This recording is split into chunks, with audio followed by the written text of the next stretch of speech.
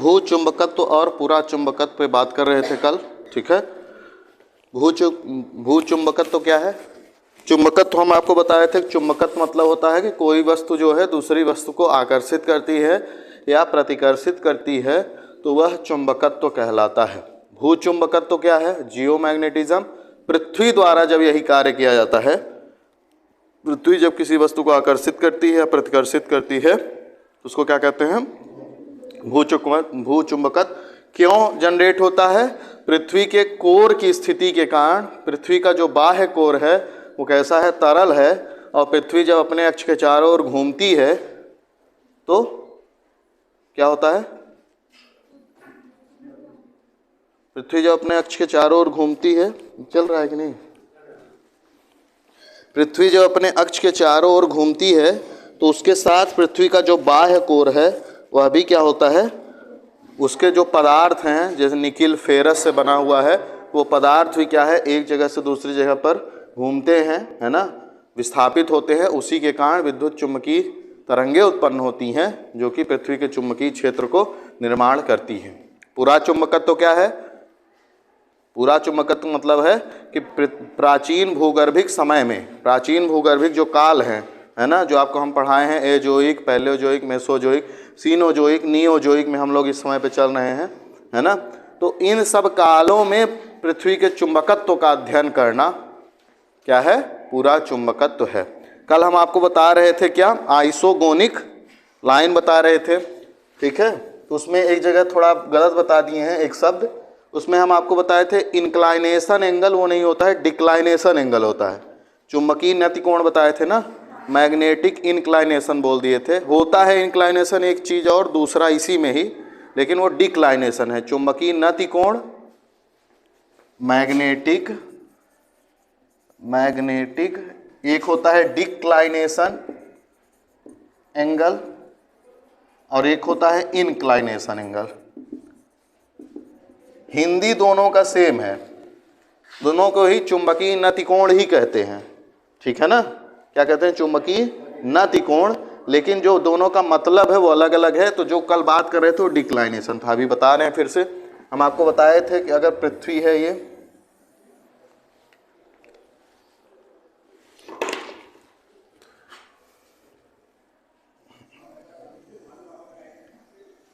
अगर पृथ्वी है ये और यहाँ पे मान लेते हैं ये जो लाइन है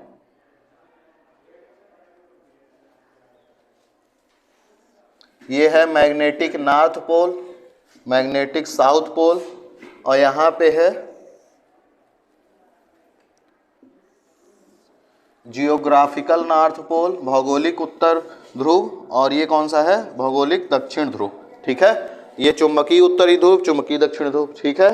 हम आपको बता रहे थे क्या? आइसोगोनिक लाइंस क्या होती हैं, आइसोगोनिक लाइंस क्या होती हैं, ठीक है। तो आइसोगोनिक लाइन में हम आपको बताए थे कि अगर आप एक बिंदु ए यहाँ पे लीजिए, ठीक है, तो पहले आप क्या करेंगे कि इसको जब सतह पर, पृथ्वी के सतह पर एक बिंदु लिया जाता है, ठीक है ना, तो ये जो ध्रुव है कहाँ पे हैं? पृथ्वी के सतह पे हैं। अब ग्लोब नहीं लाए आप लोग, कहे थे ना कि हमेशा जब थ्योरी की क्लास होगी तो ग्लोब ला के रख लेना है। तो जो पृथ्वी की सतह है, सबसे ऊपरी भाग जिस पे हम लोग खड़े हैं, उस पे कोई एक बिंदु ए लिया गया। ऐसा मत मानिएगा कि पृथ्वी के बीचों बीच ले रहे हैं, ये सतह पे ले रहे हैं, ठीक है ना। सतह समझ रहे हैं ना, जैसे गेंद होती है तो उसका ऊपरी वाला भाग। तो जो ध्रुव हैं वो भी सतह पे ही हैं, वो पृथ्वी के भीतर नहीं है। कहाँ है? पृथ्वी के सतह पे हैं। तो ये उत्तर में है उत्तरी ध्रुव के पास, और ये दक्षिण में है दक्षिणी ध्रुव के पास, ठीक है ना। तो अगर सतह पे एक बिंदु ए लिया तो आप क्या करेंगे? पहले उसको चुंबकीय उत्तरी ध्रुव से मिलाएंगे, फिर उसको भौगोलिक उत्तरी ध्रुव से मिलाएंगे, और ये जो बीच में कोण बनता है, मान लेते हैं कितना है? 30 डिग्री का है, और इसी को कहते हैं चुंबकीय नतिकोण, मैग्नेटिक डिक्लाइनेशन एंगल, ठीक है। फिर क्या करेंगे आप? मान लीजिए कोई दूसरा बिंदु मेरे पास बी है, यहाँ पे सतह पे ही बी बिंदु है। फिर मैं क्या करूँगा? अगर यहाँ पे मुझे चुंबकीय नतिकोण निकालना है तो आप क्या करेंगे कि चुंबकीय उत्तरी ध्रुव से और चुंबकीय दक्षिणी ध्रुव से मिलाएंगे इसको, और जो कोण बनेगा, ठीक है, वह यहाँ का क्या होगा? चुंबकीय नति कोण होगा, और मान लेता हूं मैं कि ये भी 30 डिग्री का अगर बनता है, तो आप इन दोनों बिंदुओं को मिलाती हुई अगर रेखा खींचेंगे तो उसको क्या कहेंगे? Isogonic line. क्या कहेंगे? आइसोगोनिक लाइन, मतलब समान चुंबकीय नति कोणों को मिलाने वाली रेखा। आइसोगोनिक लाइन मतलब समान चुंबकीय नति कोणों को मिलाने वाली रेखा को क्या कहेंगे? Isogonic line. लिख लीजिए एक लाइन में, आइसोगोनिक लाइन क्या होता है।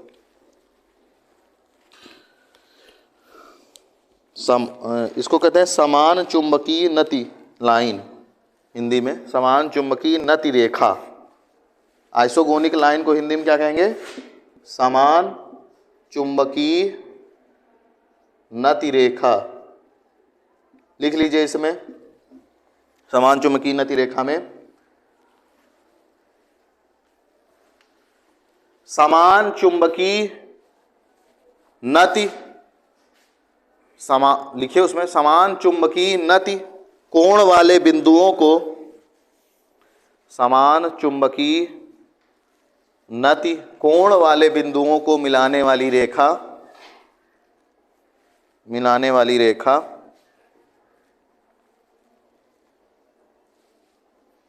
मिलाने वाली रेखा आइसोगोनिक लाइन कहलाती है। आइसोगोनिक लाइन कहलाती है। ठीक है। इसमें एक और शब्द होता है एगोनिक। आप जानते हैं किसी शब्द के आगे ए लगा दिया जाता है तो निगेटिव, मतलब नो गोनिक। गोनिक मतलब चुंबकीय नति कोण, है ना। गोनिक मतलब चुंबकीय नति रेखा या नति कोण जिस बिंदु पर बनता हो। एगोनिक लाइन क्या होगी? एगोनिक लाइन वह लाइन होती है जो कहां से गुजरती है? अब वो लाए होते तो बताते। मैग्नेटिक नॉर्थ पोल और ज्योग्राफिकल नॉर्थ पोल, इन दोनों को मिलाते हुई जो रेखा खींची जाती है पृथ्वी पर। मान लीजिए अगर ध्रुव का मैं चित्र बनाऊं, मान लीजिए ध्रुवीय क्षेत्र है, पृथ्वी ऐसे है तो पृथ्वी के ऊपर का भाग ध्रुव होगा। ये मान लीजिए ध्रुवीय क्षेत्र है ऊपर से, ठीक है ना। जैसे आप घड़ा देखते हैं तो घड़े का मुंह होता है ना ऊपर से, तो ऐसे ही मान लीजिए कि ये ग्लोब का ऊपरी भाग है। तो इसमें मान लीजिए यहाँ पे है जियोग्राफिकल नॉर्थ पोल और इससे कुछ दूरी पे है ना, अलग अलग जगह पे है, तो यहाँ पे है क्या? Magnetic north pole. ठीक है, ठीक है। ये ध्रुवीय क्षेत्र है, ऐसे ऊपर की ओर ऐसे बना हुआ। अब मैं कह रहा हूं कि अगर आप इन दोनों बिंदुओं को मिलाती हुई एक रेखा खींचे पृथ्वी पर, है ना, ऊपर से खींचेंगे तो पूरा गोलाई में खींचा जाएगा। जैसे देशांतर होता है, देशांतर क्या होता है? जो ऐसी ऐसी लाइनें खींची होती हैं ग्लोब पे, वो क्या होती हैं? देशांतर। और ऐसे जो लाइन खींची होती क्या होती हैं? अक्षांश। तो देशांतर के तरीके से जब इसको मिलाती हुई एक रेखा खींचेंगे तो क्या होगा? इसमें आप इसमें इस लाइन पे कोई भी बिंदु लीजिए, यहाँ पे ए बिंदु लेंगे, ठीक है। तो जब मैं इसको एम को MNP को मिलाऊंगा, मतलब मैग्नेटिक नॉर्थ पोल को मिलाऊंगा, तो ये रेखा मिलेगी, ऐसे ना। फिर मैं GNP को इससे मिलाऊंगा तो ये रेखा बनेगी, उसी के ऊपर बनेगी कि नहीं? क्यों? क्योंकि एक ही लाइन पे स्थित है, तो इनके बीच का कोण कितना होगा? है? अभी यहाँ पे क्या निकाले थे? कैसे कोण निकालते हैं? चुंबकीय नति कोण। ए बिंदु को पहले मैग्नेटिक नॉर्थ पोल से मिलाया, ए बिंदु को जियोग्राफिकल नॉर्थ पोल से मिलाया, और इन दोनों रेखाओं के जो बीच कोण बना वही चुंबकीय नति कोण कहलाया। यहाँ पे क्या है कि यहाँ पे GNP है, यहाँ पे MNP है, और इसको मिलाती हुई एक रेखा खींचे हुए हैं पहले से ही, है ना, तो ये रेखा कुछ लंबी रहेगी। अब मैं कह रहा हूं कि यहाँ पे एक बिंदु मैंने लिया है बी बिंदु लिया है। अब मुझे बी बिंदु पर चुंबकीय नति कोण निकालना है, तो मैं कैसे निकालूंगा? पहले मैं बी बिंदु को MNP बिंदु से मिलाऊंगा, फिर बी बिंदु को GNP से मिलाऊंगा, और उन दोनों रेखाओं के बीच में जो कोण बनेगा वही निकालूंगा। तो जब दो रेखाएं, एक रेखा ऐसे है और एक रेखा उसी के ऊपर फिर खींच दूं मैं, तो इन दोनों के बीच का कोण कितना होगा? 0 और 180 और 90, 0 180 90 3 कोण आ गए। मतलब आपको कोण नापना भी नहीं आता। जिसने 0 कहा है वो सही है। कैसे कोण कैसे मापा जाता है? मान लीजिए ये एक रेखा है 0 OA एक रेखा है, इससे मुझे कोण मापना है तो क्या करूंगा मैं? यहां इस बिंदु से कोण मापना है तो 0 मतलब अगर मेरे पास वो है, मैं दिखाता हूं आप लोगों को। कहाँ गया? कल से वो आगे जब थ्योरी की क्लास चलेगी तो वो वाली टेबल आगे कीजिएगा। कोण कैसे मापते हैं? जिस बिंदु से मापना होता है उस बिंदु को यहां पे रखते हैं और ये जो लाइन होती है उसको उस लाइन पे रखते हैं, फिर एंगल मापना शुरू करते हैं। तो ये इस बिंदु से मापना है तो यहां पे कर दिया, यहां पे ठीक। तो इसमें 0 डिग्री कहां पे दिख रहा है? यहां एकदम सीधी वाली लाइन जो इसके ऊपर होगी। अब 90 कह रहे हैं तो 90 डिग्री का कोण ऐसे यहां 180 मतलब 0 से पूरा घूम के इधर आ जाइए। ये कोण 90 डिग्री था, यहां ये पूरा कोण 180 डिग्री और 0 डिग्री का कोण जो इसी रेखा पे एक रेखा है वो कितने डिग्री का कोण है? 0 डिग्री का। ठीक है ना?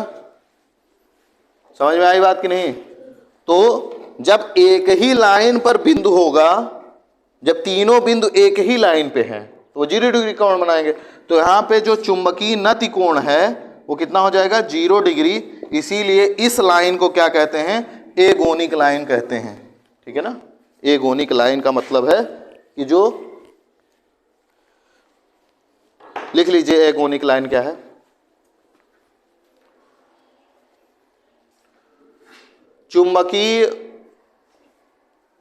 चुंबकीय उत्तरी ध्रुव तथा भौगोलिक उत्तरी ध्रुव, चुंबकीय उत्तरी ध्रुव तथा भौगोलिक उत्तरी ध्रुव को मिलाने वाली रेखा एगोनिक लाइन कहलाती है। एगोनिक लाइन कहलाती है। एगोनिक लाइन कहलाती है क्योंकि अगर इस रेखा पर कोई भी बिंदु लिया जाए, तो उसका चुंबकीय नति कोण,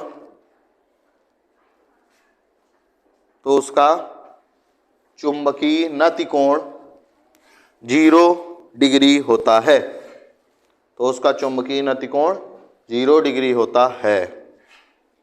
ठीक है?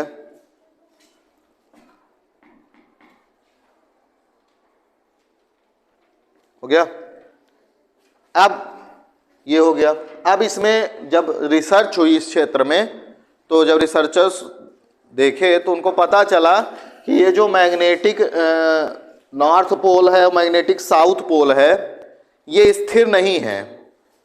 ये स्थिर नहीं है। इसका जो समय के साथ स्थान क्या हो रहा है? परिवर्तित हो रहा है और वह एक विशेष दिशा की ओर गति कर रहा है। जैसे ये अभी कनाडा में एक जगह स्थित है, प्रिंस ऑफ वेल्स आइलैंड है एक, कनाडा में, है ना। मैप होता तो मैं दिखाता आप लोगों को। कल अगले क्लास में थ्योरी ही चलेगी मंडे, ठीक है ना, यहीं पे तो मैप और ग्लोब लेके आइएगा। तो कनाडा में एक जगह है प्रिंस ऑफ वेल्स आइलैंड है, उसी के उत्तर में एक आइलैंड है। वहाँ पे पहले इसकी स्थिति थी किसकी? मैग्नेटिक नॉर्थ पोल की। ये नॉर्थ पोल है तो उत्तर में होगा ना। कनाडा आप लोग जानते हैं कहाँ पे है? जो हम मैप बनाते थे अमेरिका का, उत्तरी अमेरिका का, है ना, ऐसे करके, तो यहाँ पे ऐसे करके बनाते थे। तो ये वाला भाग क्या है? कनाडा का है। ठीक है ना? कनाडा है, फिर यूएसए है, फिर इधर मैक्सिको है। तो कनाडा वाले क्षेत्र के उत्तर में ही एक आइलैंड है क्या?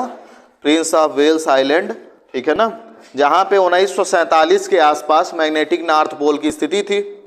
फिर क्या हुआ, उन्होंने रिसर्च करते रहे, उस पर अध्ययन करते रहे क्या हो रहा है, तो उन्होंने देखा कि 2001 में जो है वो क्या हुआ, वहाँ से मान लीजिए अगर यहाँ पे रहा हो तो इधर से इधर जा रहा है ना, तो 1947 में यहाँ था, 2001 में इधर के आसपास पहुँच गया वो। मतलब वो जो ध्रुव है, मतलब एक लाइन है ना, दोनों मैग्नेटिक नॉर्थ पोल और मैग्नेटिक साउथ पोल को मिलाती हुई एक रेखा है। अब जब ये शिफ्ट हो रहा है तो ये भी इधर शिफ्ट होगा ना, क्योंकि वो रेखा मिलती जाती है और उसी के अनुसार जीएनपी भी शिफ्ट होता है, ठीक है। क्यों? क्योंकि 11 डिग्री का कोण दोनों के बीच में है ना, 11.5 डिग्री का कोण बताए थे कल आपको कि ये जो चुंबकीय अक्ष है और जो भौगोलिक अक्ष है इसके बीच का कितना कोण है, यहाँ पे 11.5 डिग्री का, है ना, इंपॉर्टेंट फैक्ट है ये। तो जब उन्होंने अध्ययन किया तो पता चला कि जो चुंबकीय ध्रुव हैं या चुंबकीय जो रेखा है वह क्या हो रही है, उसका स्थान परिवर्तित हो रहा है। चुंबकीय जो ध्रुव है, उत्तरी चुंबकीय ध्रुव, वो किधर की ओर गति कर रहा है, पूरब की ओर। किधर गति कर रहा है, पूरब की ओर, इधर की ओर जा रहा है, पूरब की ओर, मतलब वो रूस की ओर जा रहा है। 2001 में वो पहुंच गया वेस्ट ऑफ एल्समेर आइलैंड करके है एक, 1947 में कहा था प्रिंस ऑफ वेल्स में, 2001 में पहुंच गया वेस्ट ऑफ एल्समेर में, और फिर कहाँ पहुंच गया, 2017 में ये कनाडा के क्षेत्र से बाहर हो गया। मतलब 2017 तक वो इसी क्षेत्र में था, पहले इधर था, फिर इधर गया, फिर इधर गया, अब यहाँ से बाहर हो गया है। मतलब वो रूस की ओर अब धीरे धीरे अग्रसर है समय के साथ। इस गति को क्या कहते हैं, चांडलर मोशन। क्या कहते हैं, ये जो चुंबकीय ध्रुवों की गति हो रही है एक स्थान से दूसरे स्थान पर, उसको क्या कहते हैं, चांडलर मोशन या चांडलर गति कह लीजिए, चांडलर। ये महत्वपूर्ण है फैक्ट जो आपसे कई कंपटीशन एग्जाम में पूछ सकते हैं कि चांडलर मोशन क्या होता है। तो उसमें दिया होगा कि भौगोलिक जो ध्रुव हैं उनकी गति, प्लेटों की गति, महाद्वीपों की गति या चुंबकीय ध्रुवों की गति। तो क्या ऑप्शन होगा,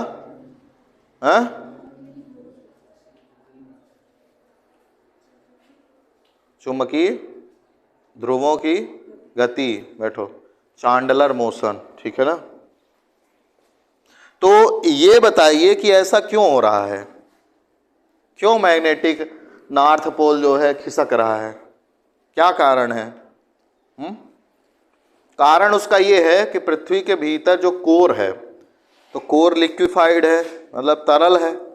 तरल पदार्थ आप एक अगर उसको घुमा रहे हैं तो उसमें मान लीजिए आपने कुछ मिलाया हुआ है ना, मान लीजिए आपने घोल बनाया, उसमें कई चीज़ें मिलाए हुए हैं, तो ऐसा तो है नहीं कि वो पूरे पदार्थ एक ही समान वितरित रहेंगे, है ना, ऐसा नहीं होता है।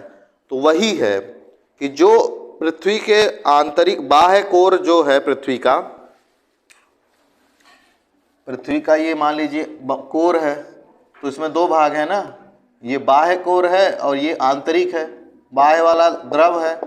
तो इसमें क्या है, निकिल है, फेरस है, आयरन है, ऐसे पदार्थ हैं जो चुंबकीय गुण रखते हैं, है ना। तो इनका जो क्षेत्र है, मतलब ये कुछ जगह पे क्या हो रहे हैं, पहले कुछ जगह पे सघन थे, ठीक है, पहले, फिर क्या हो रहा है, जैसे जैसे समय बीत रहा है ये वो दूसरी जगह पर शिफ्ट होते जा रहे हैं।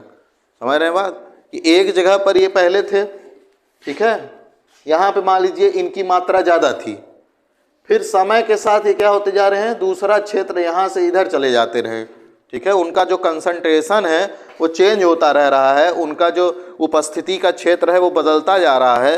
तो जब उनकी उपस्थिति का क्षेत्र बदलेगा तो चुंबकीय क्षेत्र बदलेगा। तो इसीलिए जो है हमको जो ध्रुवों में परिवर्तन देखने को मिल रहा है चुंबकीय ध्रुवों में, वो इसी कारण है कि आंतरिक जो कोर, बाह्य जो कोर है, उसमें जो पदार्थ है चुंबकीय वाले, है ना, निकिल, फेरस, ये सब, इनकी जो स्थिति है वो क्या हो रही है, बदल रही है, इनका लोकेशन बदल रहा है, ठीक है ना। उसी के अनुसार चुंबकीय जो है, चुंबकीय जो रेखाएं हैं, इलेक्ट्रोमैग्नेटिक वेव्स, वो चेंज हो रही हैं, और उसी के अनुसार ध्रुव भी चेंज हो रहा है ना। क्योंकि चुंबकीय जो रेखाएं हैं वो चुंबकीय इसी के आसपास चलती है ना। ये नॉर्थ अगर पोल है, मैग्नेटिक नॉर्थ पोल, और ये मैग्नेटिक साउथ पोल, तो इसी के इर्द गिर्द चलेंगी।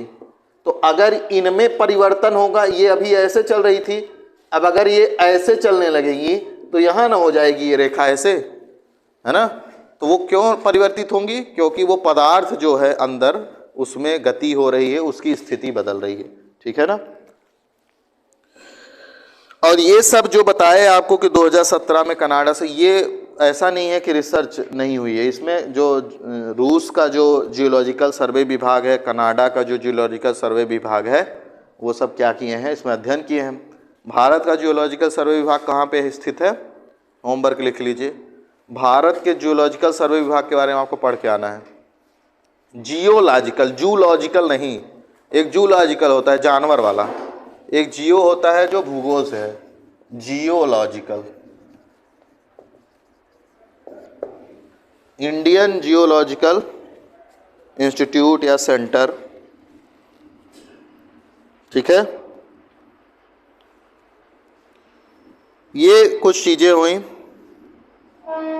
अब पूरा चुंबकत्व पे बात करते हैं, जो मेन टॉपिक हम लोग का पूरा चुंबकत्व, ठीक है। तो पूरा चुंबकत्व का जब अध्ययन किया गया, मतलब पुराने समय में पृथ्वी के भू चुंबकत्व का अध्ययन करना ही क्या कहलाता है?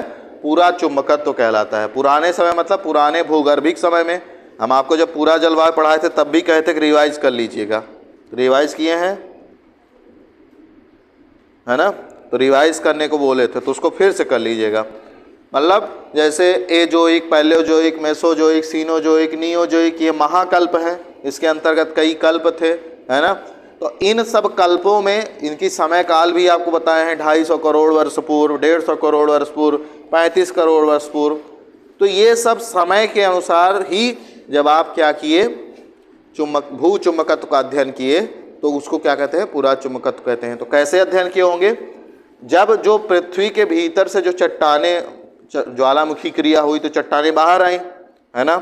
और जो वर्तमान में भी चट्टानें स्थित हैं, चट्टानों में आप जानते हैं ना खनिज लवण होते हैं ये सब, है ना। जैसे मान लीजिए कि कहीं चट्टान में आयरन है, ठीक है, तो वो पृथ्वी के चुंबकीय क्षेत्र से प्रभावित होगा, है ना।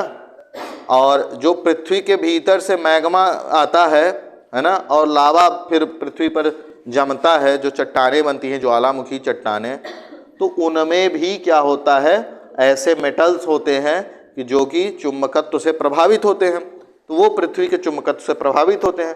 तो जिस युग की जो चट्टानें होंगी, या मान लीजिए कोई ज्वालामुखी आज से 100 करोड़ वर्ष पूर्व आया था, तो उस समय पर पृथ्वी की चुंबकीय रेखाओं की गति जैसी रही होगी। उस समय बताए ना कि चुंबकीय अक्ष में परिवर्तन होता रहता है, तो उस समय पर कुछ और रहा होगा। जैसे अभी हम आपको उदाहरण दिए कि 1947 में कुछ और स्थिति थी और 2017 में कुछ और है। तो 1947 में मान लीजिए कोई ज्वालामुखी उद्गार हुआ कहीं पे, तो उस समय पे उस ज्वालामुखी उद्गार वाले क्षेत्र में जो चुंबकीय रेखाएं होंगी उनकी दिशा, और मान लीजिए 2017 में कोई ज्वालामुखी उद्गार हुआ किसी दूसरे जगह पर, तो उस समय पे जो चुंबकीय अक्ष की और रेखाओं की जो दिशा होगी, दोनों में क्या होगा? अंतर होगा। क्यों? क्योंकि चुंबकीय अक्ष जो है परिवर्तित हो गया। जैसे आप किस में पढ़े थे? जब हम लोग महाद्वीपीय विस्थापन पढ़ रहे थे तो उसमें बताए थे ना कि महाद्वीपों में विस्थापन कैसे पता चला। जब पूरा जलवायु का अध्ययन किया तो एक ही जगह पर वैसी जलवायु मिल रही हैं जो वहाँ पे नहीं मिलना चाहिए। तो कैसे पता चला? या तो ये जगह दूसरे जगह चला गया है, या तो वो जलवायु ही परिवर्तित हुई। तो जलवायु परिवर्तित होना ज़्यादा संभव नहीं था, मतलब जगह में ही विस्थापन हुआ था। लेकिन यहाँ क्या है कि यहाँ पे ऐसे पता करते हैं, जैसे ये क्षेत्र है हम लोगों का अनपरा, ठीक है। तो 1947 में, या जब भी मान लीजिए पुराने समय में 100 करोड़ साल पहले, ठीक है, चुंबकीय अक्षों की दिशा या चुंबकीय ध्रुवों की दिशा कुछ रही होगी। मान लीजिए, मान लेते हैं कि वो कैसी थी, समझाने के लिए मैं आपको दिखा दे रहा हूँ कि मान लेते हैं ये पृथ्वी है, तो 100 करोड़ वर्ष पर 100 करोड़ वर्ष पूर्व जो है, जो चुंबकीय अक्ष है वो इस तरह से था, ठीक है। तो चुंबकीय अक्ष इस तरह से है, तो जो यहाँ से चुंबकीय रेखाएं चलेंगी वो कुछ ऐसे होंगी, है ना। तो जब ये रेखाएं ऐसी हैं तो जो चट्टानें उस समय पर रही होंगी उन पे चुंबकीय रेखाओं के क्या होते हैं, चिन्ह मिलते हैं, है ना। क्यों चिन्ह कैसे मिलता है, क्योंकि उस डायरेक्शन में जो वो होती है पदार्थ, एलिमेंट्स होते हैं, उस डायरेक्शन में क्या होते हैं हमको समझ में आते हैं, है ना। जैसे कोई लोहा है ना, तो उसका डायरेक्शन समझ में आएगा कि हाँ ऐसी रेखाएं जो है रही होंगी, ठीक है। फिर मान लीजिए समय परिवर्तित हुआ, 100 करोड़ वर्ष पहले की बात है।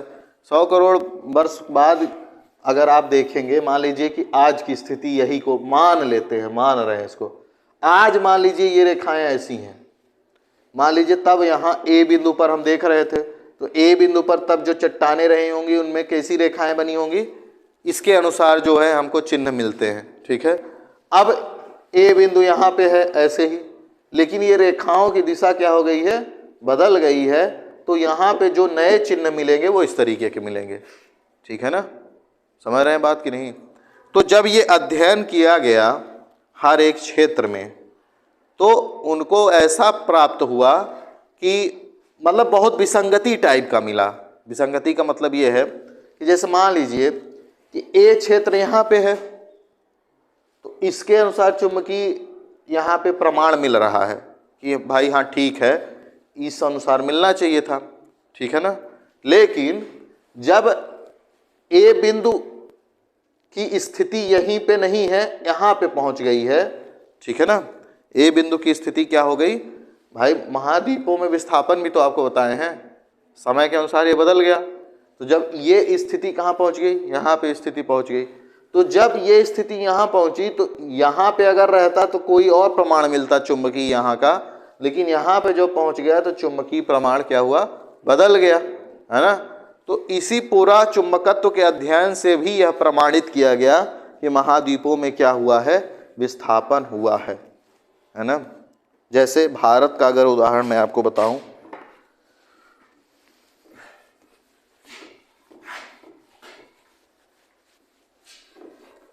बुक लिए हैं आप लोग ना, कब लेंगे बुक, नहीं लेंगे, बुक ले लीजिए, कैसे पढ़ेंगे।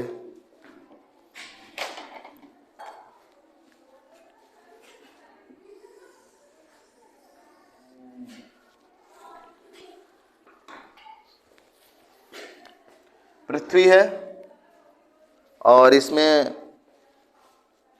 जो जियोग्राफिकल वाली लाइन है, भौगोलिक अक्ष है, ये है geographical north pole, geographical south pole, और ये मान लीजिए विषुवत रेखा है। विषुवत रेखा क्या, जो गोलार्ध बांटते हैं हम लोग, एक गोलार्ध भी बांटा जाता है ना, गोलार्ध बांटना जानते हैं कि नहीं। ये अगर बांटा तो ये उत्तरी गोलार्ध, ये दक्षिणी गोलार्ध, एक और लाइन खींचा, ठीक है, तो इसके इधर वाले पश्चिम गोलार्ध, इधर वाले कौन से, पूर्व गोलार्ध, ठीक है ना। इधर पूर्व, इधर पश्चिम, इधर उत्तर, इधर दक्षिण, ये गोलार्ध है। और ये गोलार्ध क्या कहलाएगा, ये वाला भाग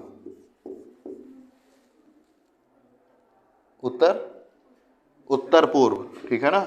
ये क्या कहलाएगा, उत्तर पूर्व गोलार्ध। क्यों, क्योंकि ये उत्तर में है, ये इसके उधर है ना, लेकिन इसके किधर है, इधर, तो मतलब इसमें दोनों है, उत्तर पूर्व। हम लोग भारत किस गोलार्ध में है, उत्तर पूर्व गोलार्ध में, यहाँ पे लगभग है, ठीक है ना। तो यहाँ पे हम भारत की ही स्थिति दिखाएंगे, और यहाँ पे मैग्नेटिक नॉर्थ पोल है, ठीक है, मैग्नेटिक नॉर्थ पोल है। अब क्या होगा, साउथ पोल भी बना दीजिए यहाँ पे, मैग्नेटिक साउथ पोल। पहले क्या था, भारत कहाँ था, हम आपको बताए थे अफ्रीका के पास था, है ना, यहाँ पे ऐसे है। तो जो चुंबकीय रेखाएं होंगी यहाँ से होंगी, ऐसे होगा कुछ चुंबकीय, जो नतिकोण बनाते थे, कुछ इस तरीके का होगा ना। समय के अनुसार भारत की स्थिति किधर की ओर है, उत्तर पूर्व की ओर गति हुई है, ऐसे, ठीक है। तो कुछ समय बाद भारत यहाँ पहुँच गया, तो अब क्या होगा, ये वाली रेखाओं के प्रमाण मिलेंगे। क्यों? क्योंकि ऐसा नहीं है कि समय के साथ मिट जाएगा, वो बना रहेगा चट्टानों में। एक ही चट्टान में कई तरह की चुंबकीय रेखाएं देखने को मिलती हैं। समझ रहे हैं बात? ऐसा नहीं कि कोई रबड़ लेके मिटा रहा है उसको कि अब तो नया वाला आ गया, पुराना वाला मिटा दो। वो प्राकृतिक है ना, उसको कौन मिटाएगा। तो एक ही बहुत बड़ी चट्टान है, उसमें कई समय के अनुसार चुंबकीय रेखाएं बदलती गई, तो उनकी जो प्रमाण है, जो उनकी रेखाएं हैं, वो भी उसमें कई तरीके की बनी हुई हैं। ठीक है, ये इतना आसान काम नहीं है जितना हम लोग सोच रहे हैं। वैज्ञानिक पूरा जीवन लगाते हैं उसमें। तो ये वाली जो लाइन है ये बनी रहेगी। ठीक है, इसको मैं कुछ इस तरीके से दिखा दे रहा हूं जो पहले वाली है। ठीक है ना, पहले वाली लाइन ऐसे दिखा दे रहा हूं। अब यहां पहुंचा है, मतलब यहां से अब हट गया है, यहां नहीं है। अब यहां से कहां पहुंच गया है, भारत। यहां पे, यहां से कहां पहुंच गया, यहां पे भारत पहुंच गया। तो अब क्या होगा, यहां के अनुसार भी तो चुंबकीय नतिकोण कुछ बनेगा नया। तो वो नया जो बनेगा वो ऐसे दिखा दे रहा हूं मैं। मतलब यहां पे एक ये वाला भी प्रमाण मिल रहा है और ये वाला भी प्रमाण मिल रहा है। फिर भारत की वर्तमान स्थिति जो है, मान लीजिए कुछ इस तरीके की। ठीक है, ये सब जगह से परिवर्तित होते जा रहे हैं। अब यहां से यहां पहुंच गया। अब यहां से यहां जब पहुंचा तो एक तो ये वाला प्रमाण पहले से ही है जो यहां वाला है, एक ये वाला, और एक अब यहां पहुंचा है तो नया आ जाएगा ना, तो नई चुंबकीय रेखाएं होंगी। तो यहां के अनुसार नई चुंबकीय रेखा बनी। ठीक है, इस तरीके का होता है कि जब महाद्वीप में विस्थापन, मतलब इसमें तीन लोकेशंस की जब यहाँ पे चुंबकीय रेखाएं, मान लीजिए अगर ये विस्थापित न हुआ होता, वर्तमान के महाद्वीप आज की ही स्थिति में होते। ठीक है, तो एक जगह पे एक ही तरीके के चुंबकीय रेखाओं का प्रमाण मिलना चाहिए था।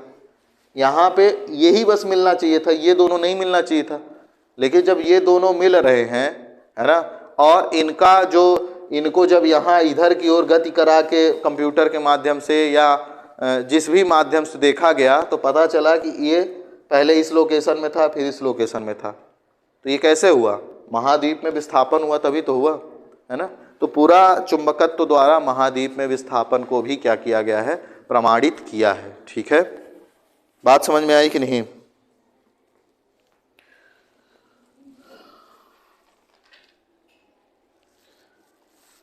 तो ये पूरा चुंबकत्व था।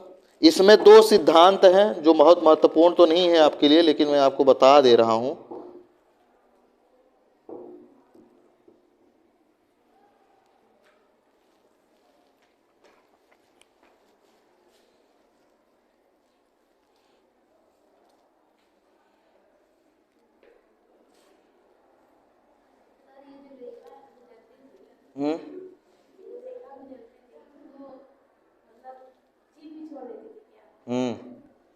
चिन्ह मतलब है कि जो चट्टानों में, चट्टान कई पदार्थ से मिलके बने होते हैं ना, है ना, एलिमेंट्स होते हैं उसमें।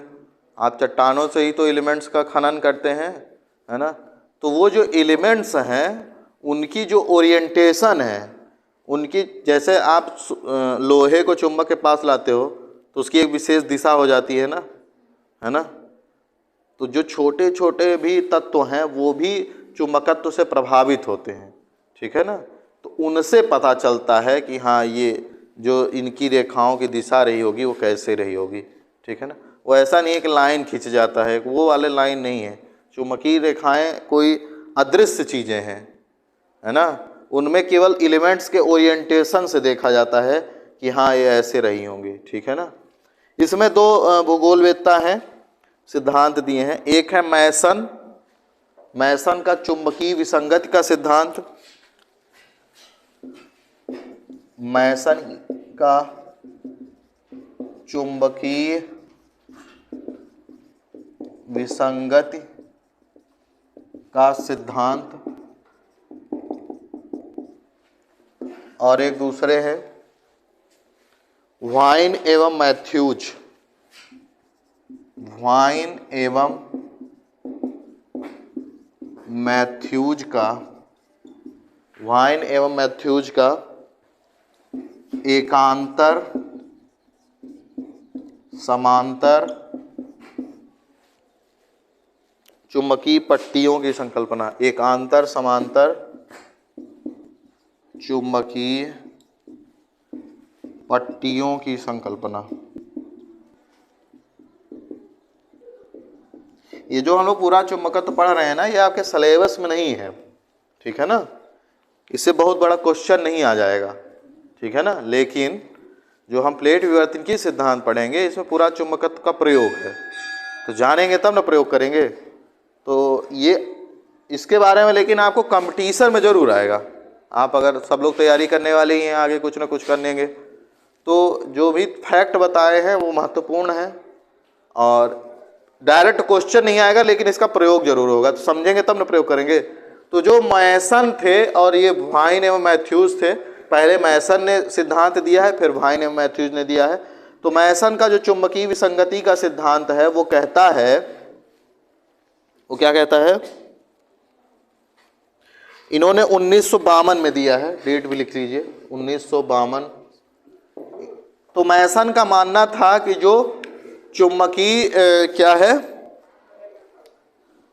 जो चट्टानें हैं पृथ्वी पर, है ना, जो चट्टानें हैं पृथ्वी पर, उनमें से 50% चट्टानों की चुंबकीय दिशा एक दिशा में है और 50% चुंबकीय चट्टानों की जो चुंबकीय दिशा है वो कैसी है, विपरीत है। कैसे, मान लीजिए ये पूरी चट्टान है ना, तो इसमें आधे चट्टान की चुंबकीय दिशा ऊपर है, आधे चट्टान की चुंबकीय दिशा क्या है, नीचे है। इनका सिंपल सा सिद्धांत इतना है, ऐसे समझिए इसको, ठीक है ना। और जो वाइन एवं मैथ्यूज थे, इनका कहना था, इन्होंने क्या किया कि प्रशांत महासागर की जो प्रशांत महासागर है उसका जो सतह है उसमें क्या हुआ, उसका निर्माण हो रहा था या उसका अध्ययन किया इन्होंने, प्रशांत महासागर के सतह का अध्ययन किया। जब सतह का अध्ययन किया तो सतह मान लीजिए कुछ ऐसी थी, मान लेते हैं सतह कुछ ऐसी थी, ठीक है ना, पानी के नीचे वाला जो सतह होता है। जब इन्होंने अध्ययन किया तो इनको पता चला कि कुछ पट्टियां की तरह जो हैं चट्टानें स्थित है पट्टी में, है ना। तो ये पट्टियों की जो चुंबकीय दिशा है एकांतर क्रम में क्या है, विपरीत है। जैसे ये ऊपर की ओर है तो ये नीचे की ओर, ये ऊपर ये नीचे, ये ऊपर ये नीचे, ठीक है ना। एकांतर समांतर चुंबकीय पट्टी एकांतर क्रम में बदलती जा रही है, लेकिन एक दूसरे के क्या हैं, समांतर हैं। तो वाइन एवं मैथ्यूज ने माना कि जो चुंबकीय जो चट्टानें हैं वो पट्टियों के रूप में हैं, उनकी चुंबकीय दिशा क्या है, एकांतर क्रम में समांतर है, लेकिन एकांतर क्रम में उसकी दिशा जो है परिवर्तित होती जा रही है, एक ऊपर की ओर है और एक क्या है, नीचे की ओर होती जा रही है, ठीक है। तो ये जो है मैसन और वाइन एवं मैथ्यूज का जो था सिद्धांत। कल हम लोग पढ़ेंगे हेरी हेस का सागर नीतल प्रसरण, ये भी सिलेबस में नहीं लेकिन जरूरी है प्लेट टेक्टोनिक के लिए।